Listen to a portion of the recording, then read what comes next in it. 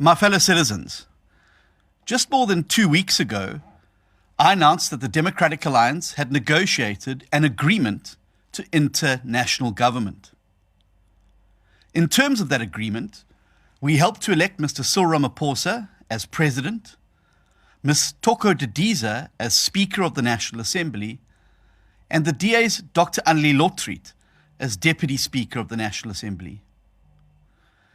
In the days that followed that first sitting of Parliament, a series of robust negotiations took place towards the formation of a new national executive. These negotiations took place in terms of the signed statement of intent for the Government of National Unity, which required the President to appoint the new cabinet in consultation with the leaders of other signatory parties. Yesterday evening, the President of the Republic, Cyril Ramaphosa, announced the new national cabinet. After him and I reached an agreement that was subsequently ratified by the DA's federal executive on the configuration of the DA's participation in the executive. The appointment of cabinet and the agreement between the two biggest parties inside the Government of National Unity paves the way for us to now start delivering for the people of South Africa. As announced by the President, the DA has taken up the following portfolios in Cabinet: agriculture, basic education, public works and infrastructure, forestry, fisheries and environment, home affairs, as well as communications and digital technologies. The DA has further assumed deputy minister posts in the portfolios of finance, trade, industry and competition, higher education, energy and electricity, water and sanitation, as well as small business development. The configuration that we have managed to negotiate ensures that alongside the ANC, the DA is the only other party that is now represented across every one of the clusters in government. This means that, for the very first time ever, the voices of DA voters will be heard in every sector and in every room where decisions are made about our country's future. In the economics cluster, the DA will use our influential cabinet seats in agriculture, public works and infrastructure, forestry, fisheries and the environment, as well as our deputy minister roles in finance, trade and industry, and small business development to pursue a rapid growth and job creation agenda for the country. On the governance front, the DA will build on our experience in improving service delivery to reform and enhance the vital frontline portfolio of home affairs. We will use our representation as Minister of Basic Education, as well as our Deputy Minister of Higher Education, to focus like a laser beam on improving the quality of education our children and students receive. And our representation in the communication portfolio, alongside the deputy positions in water and sanitation, as well as energy and electricity, enables the DA to contribute positively to the improvement of these critical services. The sheer weight and spread of these 12 portfolios amount to a recognition that the DA now has a meaningful and vital role to play in the reconstruction of our country. The DA was never in this for positions for their own sake, which is why we refused to accept watered-down compromises and why we did drive a hard bargain at times to ensure that the portfolios we got were ones of real substance. We're also pleased that the negotiations reaffirmed the mechanisms of cabinet management, deadlock breaking and policy matters, and that any suspicious tenders issued in departments could be investigated, and that senior civil service appointments will not be obstructed or politicized. Throughout this process, the DA has pursued a clear strategic objective built on two important interlinked aims: Our dual objective was to ensure that we secured meaningful influence in government while delivering on our election pledge to rescue South Africa from parties that seek to tear up our country's constitution and rip apart our social fabric. When the DA said we would rescue South Africa from the doomsday scenario, we meant it.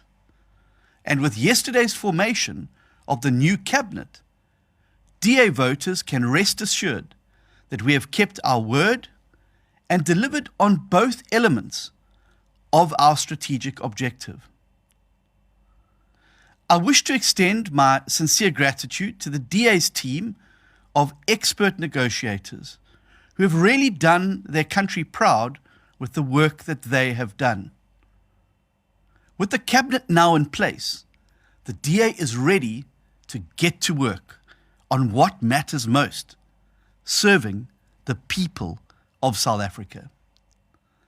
Our commitment is to painstakingly rebuild the government institutions now under our custodianship, with the aim of translating our demonstrated track record of good governance and quality service delivery at municipal and provincial government into national government.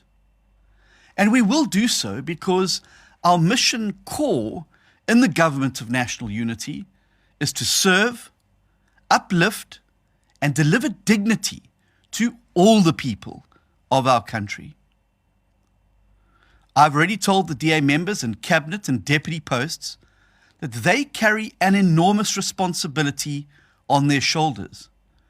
To those who much is given, much is expected. The DA's transformation into a party of national government that we have now embarked upon is built on decades of hard work by the brave men and women who came before us. Most importantly, the responsibility these individuals bear reflects the will of the people who voted for the DA in 2024 to rescue South Africa. This is the mission that the people entrusted us with, and it is the mission we must now execute to the very best of our abilities.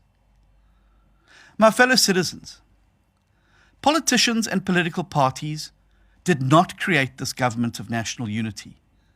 It is the people of South Africa who created it. They voted to take away the ANC's outright majority while growing the DA's position as the second biggest party in the country.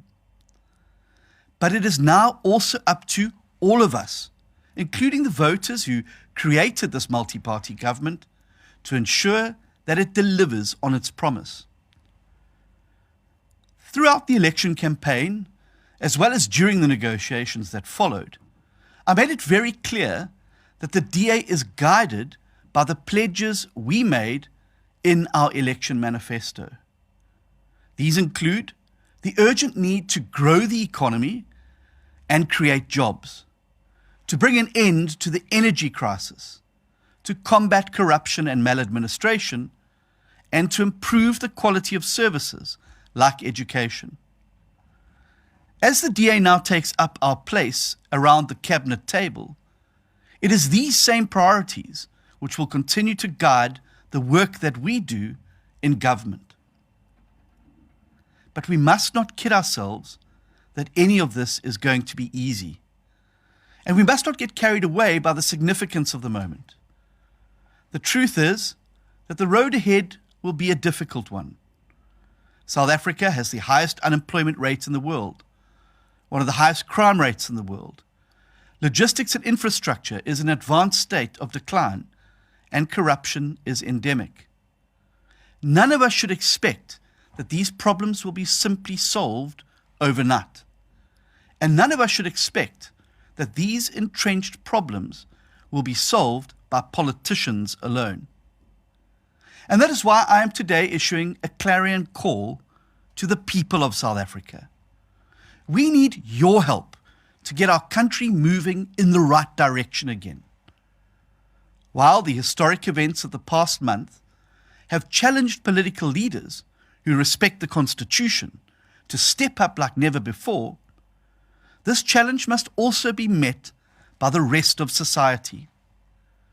Now is the time for every one of us to answer the call of South Africa.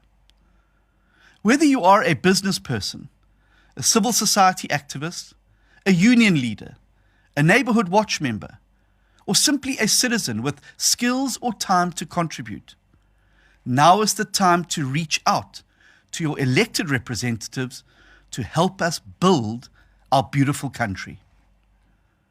Where the DA is in government, you will be welcomed with an open door and an open hand. Because we know now that the time for confrontation and finger pointing is over. The time for collaboration has arrived. But this collaboration is not only between political leaders. Collaboration is now also required between the Government of National Unity and the people who voted to create it. As we all embark on this new journey into uncharted territory, it's also worth reflecting on the key lesson that we have all learnt over the past month. That if you want to go fast, go alone. But if you want to go far, go together. And so it must be if we are to rescue our beautiful country. All of us must now go together so that South Africa can go far. Thank you, God bless you, and may God continue to bless our beautiful South Africa. Thank you very much.